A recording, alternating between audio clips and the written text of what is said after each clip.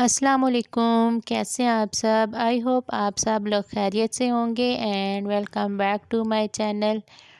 अभी मैं बच्चों के लिए बर्गर निकाल रही थी। बच्चों ने कहा था कि बर्गर खाने हैं और मैं उनके लिए बर्गर निकाल रही हूँ। तो बर्गर निकालते निकालते ना मेरे माइंड में एक बात आ रही थी कि अल्लाह ने ना हमें कितनी ज़्यादा नेमतें अता की हैं, हम ना इनका शुक्र अदा नहीं करते।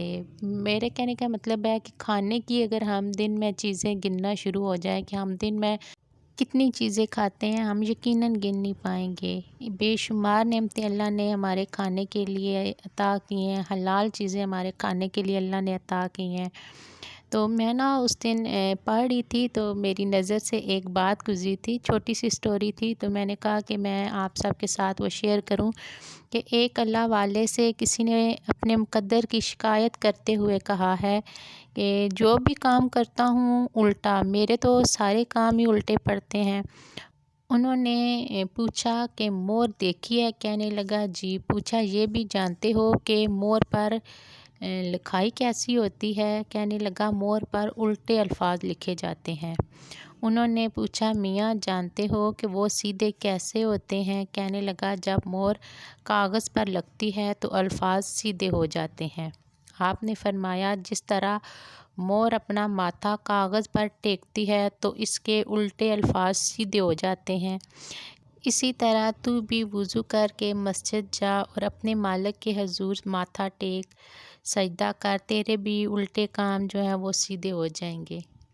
तो ये छोटी सी बात मैंने पढ़ी थी ना, तो ये मेरे दिल को बहुत लग गई थी ना, मेरे दिल को छू गई थी ये बात कि लिखने वाले ने कितनी गहरी बात लिखी है ना। और देखें हमें उसने मिसाल भी किसकी दी है कि मोर की दी है। और बहरहाल जी, कोशिश किया करें कि नमाज़ पढ़ा करें और स्पेशली तहज्जुद की नमाज़, उसमें तो बहुत ही बंदे को सुकून मिलता है। तहज्जुद पढ़ना थोड़ा मुश्किल होता है क्योंकि उस वक्त ना बंदा नींद से उठ नहीं सकता और अब तो है भी सर्दियाँ, तो बहुत मुश्किल होता है। लेकिन अल्लाह जिसे चाहे तौफीक दे दे नमाज़ पढ़ने की, तहज्जुद पढ़ने की। और बस दुआ है कि हर कोई नमाज़ पढ़े और अल्लाह के करीब रहे। बहरहाल जी, अभी मैं बना रही थी बच्चों के लिए पापड़। बच्चों ने अभी ट्यूशन से घर वापस आए हैं तो कुछ खाने के लिए मांग रहे थे और कुछ भी नहीं था, पापड़ पड़े हुए थे। मैंने कहा चलो मैं यही बना के तो दे देती हूँ। और साथ आज का जो है वो PSL भी शुरू हुआ है, बच्चे वो देख रहे थे और साथ साथ ये एंजॉय कर रहे हैं। पिछले 2 दिनों से बारिश हो रही थी लेकिन हल्की हल्की हो रही थी और आज तो इतनी शदीद किस्म की बारिश हुई है, तूफ़ानी बारिश हुई है और इतनी ठंड हो गई है। पहले तो इतनी तेज़ धूप निकल रही थी 3-4 दिनों से और सर्दी ना बिल्कुल ही ख़त्म हो गई थी। लेकिन आज दूसरा तीसरा दिन है, बारिश की वजह से इतनी ठंड हो गई है। हवाएं भी इतनी तेज़ चल रही थी, इतनी ठंडी हवाएं हैं। तूफ़ान जो होता है ना वो था, तूफ़ानी बारिशें समझ ले के हो रही हैं। और अभी मैं बना रही थी चने की दाल। और कोई भी दाल बनाने से पहले ना मैं एक टिप देना चाहूँगी कि ऑयल में ना थोड़ी सी हल्दी डाल के ना, तो उसके बाद फिर 1-2 मिनट के बाद कुछ भी आप उसमें डाल दें, चाहे प्याज डाल दें या लहसुन अदरक का पेस्ट, जो भी आप लोग पहले डालते हैं, तो इससे ना दाल का टेस्ट बहुत ज़्यादा अच्छा हो जाता है, थोड़ा डिफरेंट टेस्ट आना शुरू हो जाता है। और मैंने भी आज ऐसे ही किया है कि ऑयल में मैंने पहले हल्दी डाल दी थी और इसके बाद मैंने इसमें लहसुन अदरक का पेस्ट डाल दिया था और 2-3 मिनट के लिए उसको फ्राई करके फिर मैंने इसमें टमाटर, लाल मिर्च, नमक और धनिया पाउडर और बाकी जो मसाले हैं वो डाल दिए हैं। और फिर मैंने उनकी अच्छे से बुनाई करके दाल डाली है।